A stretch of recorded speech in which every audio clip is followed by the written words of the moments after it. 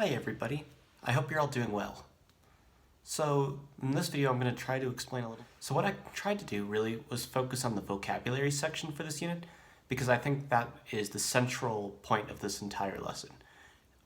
You can really learn a lot from understanding those backgrounds, and I think that really helps to reach out to those English language learners. So to begin this lesson, I'm going to post an image right here. Look at it and write down who you see in it.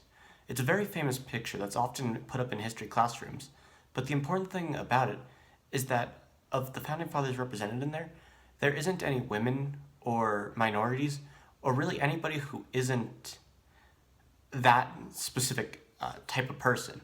And it's an uninclusive and not entirely accurate depiction of the people who influenced America. Plenty of people who weren't in that room influenced our Constitution. So once you have that down, I'm just going to go over a few of the words. So for the vocabulary section, what I would have you guys do ordinarily is fill out a graffiti vocabulary. So what that is similar to this. So you would write the name of the vocabulary word, in this case Benjamin Franklin, and then you would write a definition. So for me, I wrote that he was one of the leading founding fathers who influenced political philosophy. Over here's a little doodle of Ben Franklin. I'm sorry, I'm not an art major. And another doodle. And so that's kind of what you would do. You would write it in your own words, and you would draw two images representing it. That way you can really reach out and go to the people who maybe aren't necessarily eager to write an essay or don't want to public speak, and that way you can check in and really understand where they're coming from. So the vocabulary words used in this unit. So now that you've had a chance to see how the vocabulary worked, now you would go through and pick one of the words and write your own graffiti vocabulary. So now I'm just going to go through some of the terms and define them. So the first term is Iroquois Nation, and the Iroquois were a group of Native American tribes who lived primarily on the eastern half of the United States, specifically around New York. Together they formed what's called the Six Nations, which was an independent group, kind of like the US government, with states and checks and balances that formed together to create a system that may have been a model for the Constitution. The next vocabulary word is longhouse. So the longhouse was a highly symbolic term used by the Iroquois Confederation. And essentially what it meant was that these houses were a symbol of unity, right? A longhouse contains a family. They were a family. The next vocabulary word is Benjamin Franklin, which I already defined for you guys. As we know, Benjamin Franklin was highly influential, went to France, helped draft the Declaration of Independence with the help Thomas Jefferson with that. The next vocabulary word is states, which is a term for an organized group of people. So in this case, it's referring to each of the colonies, which was their own political organization that unified and represented people. The next word would be Quaker. So Quakers were a minority religious order who believed in nonviolence. The important thing about the Quakers is that they really influenced a lot of America.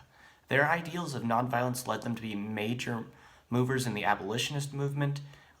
They were some of the agitators for better rights for Native Americans. They listened in, and they're a group that really isn't covered that often in American history, primarily because their religion wasn't really respected by a lot of people because they were nonviolent. So they were kind of seen as shirkers, and they were often attacked and killed during the Revolution. The next term is Abigail Adams. Abigail Adams was the wife of John Adams, who was arguably one of the most important founding fathers. He served as the second president of America.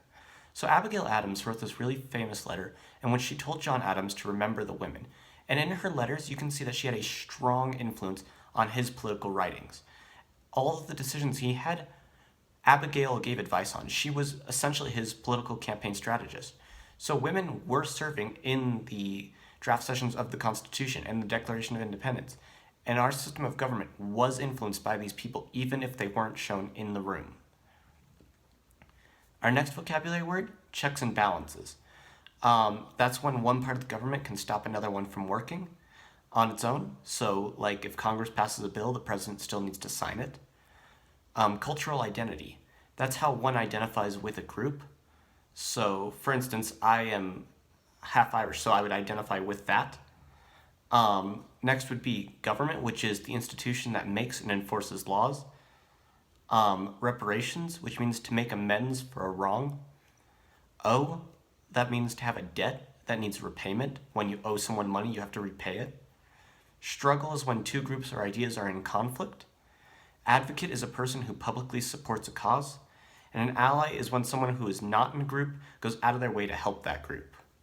So ordinarily, I would have had the students turn in those vocabulary charts, and then we would have gone through each group and had students present the term that they had. Yeah, so that's the vocabulary. So that's essentially my vocabulary component of the lesson. It would have built into a further lesson on where you would fill out readings based off of these terms and what do we owe people who weren't included in the Constitution. I think that's pretty much it. If you guys have any questions, feel free to shoot me a message on the discussion post, and I'll try and answer them as quick as possible. I hope this lesson wasn't too much. Thanks.